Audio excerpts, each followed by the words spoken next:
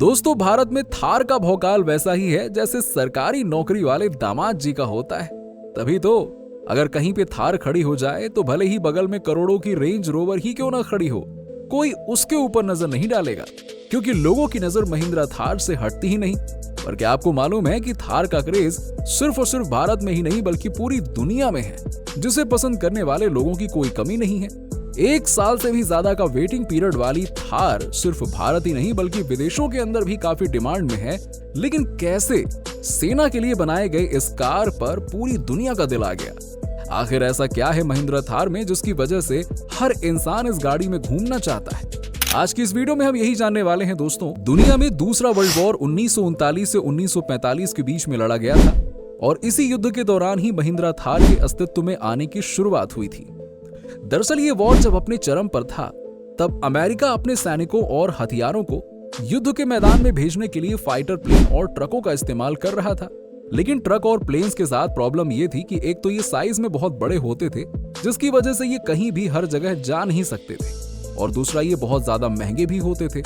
ऐसे में अमेरिका को एक ऐसे वाहन की जरूरत थी जो सस्ता, कॉम्पैक्ट और लाइट वेट होने के साथ ही साथ मजबूत भी हो, और जरूरत पड़ने पर इस व्हीकल को हवाई जहाज से सीधा युद्ध के मैदान में उतारा जा सके। अब इस जरूरत को पूरा करने के लिए अमेरिकी सेना ने देश भर के करीबन 135 ऑटोमोबाइल कंपनियों से एक मजबूत 4 व्हील ड्राइव कार के प्रोटोटाइप मॉडल को बनाने के लिए कहा। लेकिन सेना ने ये प्रोटोटाइप बनाने के लिए सिर्फ 49 दिन का समय दिया। इसीलिए 135 में से सिर्फ 2 कंपनी, बैंटम और विलीज ओवरलैंड ने ही सेना के इस रिक्वेस्ट पर रिस्पॉन्ड किया। विलीज का प्रोटोटाइप मॉडल ऑलमोस्ट तैयार था और उसे कंप्लीट करने के लिए उन्होंने सेना से थोड़ा सा और समय मांगा, लेकिन सेना ने उन्हें एक्स्ट्रा टाइम देने से साफ मना कर दिया। लेकिन वहीं बैंटम कंपनी की अगर बात की जाए तो वो 49 दिन के अंदर एक वर्किंग प्रोटोटाइप बनाने में सफल रहे थे और सेना को भी उनकी कार का डिजाइन पसंद आ गया था। लेकिन बैंटम उस समय बहुत ही छोटी कंपनी हुआ करती थी, जिसकी प्रोडक्शन कैपेसिटी इतनी नहीं थी कि वो आर्मी की डिमांड को टाइम पर पूरा कर सके। इसीलिए सेना ने बैंटम का वो डिजाइन फोर्ड और विलीज इन दोनों कंपनियों को दे दिया और उनसे कहा कि वो इस डिजाइन में अपने हिसाब से बदलाव करके अपने मॉडल को प्रेजेंट करें।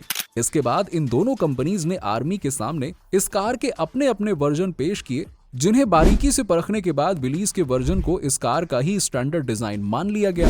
अब क्योंकि इस कार के लिए विलीज का डिजाइन फाइनल हुआ था, ऐसे में इसके सभी लीगल राइट्स भी विलीज कंपनी के ही नाम पर किए गए, जहां विलीज ने जीप नाम को ट्रेडमार्क करवाकर अपनी इस कार को विलीज जीप नाम दे दिया। और इस तरह से उस फेमस जीप कार की शुरुआत हुई, जिसने आगे जाकर पूरी दुनिया में नाम कमाया। दरअसल ये कार किसी भी तरह के ऊबड़ खाबड़ रास्तों पर आसानी से चल सकती थी। साथ ही ये इतनी मजबूत थी कि छोटे मोटे धमाकों और बंदूक के हमलों को भी आसानी से झेल सकती थी। और इन्हीं सभी खूबियों की वजह से ही तुरंत जीप वर्ल्ड वॉर का हिस्सा बन गई। अब आपको जानकर हैरानी होगी कि उस समय वर्ल्ड वॉर 2 के लिए करीबन 6 लाख जीप बनाई गई थी। और दोस्तों, जब तक वर्ल्ड वॉर चला तब तक ये कार काफी ज्यादा डिमांड में रही। लेकिन 1945 में युद्ध खत्म होने के बाद से इस कार की डिमांड भी पूरी तरह से खत्म हो गई और अमेरिकी सेना ने भी इसे खरीदना बंद कर दिया। अब इस घाटे के सिचुएशन से निकलने के लिए कंपनी ने जीप को आम लोगों के बीच में बेचने की कोशिश की, लेकिन जिस तरह की सफलता इन्हें युद्ध के मैदान में मिली थी, वैसी सक्सेस इन्हें शहर के आम सड़कों पर नहीं मिल पाई। दरअसल वॉर में यूज होने की वजह से जीप की छवि एक सोल्जर्स कार की तरह बन गई थी और इसी के चलते कोई भी इसे एक नॉर्मल डे टू डे कार के रूप में एक्सेप्ट कर ही नहीं पा रहा था। और कुछ साल तक तो ये कंपनी जैसे तैसे करके थोड़ी बहुत सेल्स करके ही सरवाइव करती रही। लेकिन सेल्स के लगातार कम होने की वजह से कंपनी की हालत बिगड़ती चली गई और फिर एक समय ऐसा आया कि कंपनी पर बंद होने का खतरा मंडराने लगा। और दोस्तों, यही वो टाइम था जहां से महिंद्रा कंपनी के फाउंडर मिस्टर जेसी और केसी महिंद्रा की एंट्री हुई। असल में केसी महिंद्रा ने अपनी लाइफ के कुछ साल अमेरिका में भी बिताए थे और वहीं पर इन्होंने जीप को पहली बार देखा था। अमेरिका में जीप को देखकर वो इस व्हीकल से इतने इंप्रेस हुए कि उन्होंने उसी समय इस कार को इंडिया लाने का फैसला कर लिया था और अपने इसी सपने को पूरा करने के लिए महिंद्रा ब्रदर्स पहुंच जाते हैं अमेरिका, जहां जाकर उन्होंने विलीज कंपनी को अप्रोच किया और कंपनी के साथ जीप के CJ2A मॉडल को इंडिया में इंपोर्ट करने की डील साइन कर ली। और इस तरह से 1949 में महिंद्रा ब्रदर्स जीप को भारत लेकर आए। अब तक वैसे तो जीप एक एवरेज प्राइस वाली कार थी, लेकिन फिर भी इसका प्राइस इतना कम नहीं था कि भारत के आम लोग इसे खरीद सके। इसीलिए शुरुआत में ये इंडियन मार्केट के अंदर कुछ खास कमाल नहीं दिखा पाई। लेकिन दोस्तों, जीप के इंडियन मार्केट में फेल होने पर भी महिंद्रा कंपनी ने हार नहीं मानी और साल 1960 की शुरुआत में उन्होंने विलीज कंपनी के साथ एक और डील साइन की और जीप के CG3A मॉडल को इंडिया में मैन्युफैक्चर करने का लाइसेंस ले लिया। अब इंडिया में मैन्युफैक्चरिंग शुरू होने से जीप का प्राइस और भी ज्यादा कम हो गया और मैन्युफैक्चरिंग के साथ ही महिंद्रा ने जीप के अंदर कुछ बुनियादी बदलाव भी किए, जैसे कि लेफ्ट हैंड ड्राइव को इंडियन मार्केट के हिसाब से बदलकर राइट हैंड ड्राइव कर दिया गया, क्योंकि इसी की वजह से बहुत से लोग इस कार को इंडिया में परचेज नहीं कर रहे थे। इसके अलावा जीप, जो कि सिर्फ पेट्रोल इंजन के साथ आती थी, महिंद्रा ने इंडियन मार्केट में इसके डीजल वेरिएंट को भी लॉन्च किया और दोस्तों, इस तरह से उन्होंने इस कार में और भी छोटे मोटे बहुत सारे बदलाव किए, जिसका नतीजा ये हुआ कि इस बार जीप भारत में सफल हो गई और देखते ही देखते सिर्फ कुछ ही सालों में इंडियन मार्केट के 25% शेयर को अक्वायर कर लिया। इसके बाद से महिंद्रा करीबन 40 साल तक जीप के अलग अलग वर्जन बनाती रही और इसका हर एक वर्जन इंडियन मार्केट में धूम मचाता रहा। लेकिन दोस्तों, 40 साल की ये सफलता 90s के दौर से घटनी शुरू हो गई और शुरुआती 2000 में जब महिंद्रा ने बोलेरो और स्कॉर्पियो जैसे कार्स लॉन्च की, तो फिर उनके सामने जीप लोगों को आउटडेटेड लगने लगी। दरअसल एक ऑफ रोड कार के रूप में लोग जीप की जगह पर बोलेरो और स्कॉर्पियो जैसी ज्यादा बड़ी और लग्जरी SUV को पसंद करने लगे थे। इसी के चलते जो जादू जीप ने 70 और 80 के दशक में क्रिएट किया था, वो 2000 में आकर पूरी तरह से खत्म हो गया।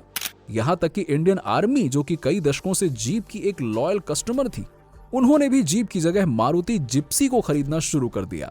जीप का इस तरह से फेल होना महिंद्रा के लिए बहुत बड़ा झटका था।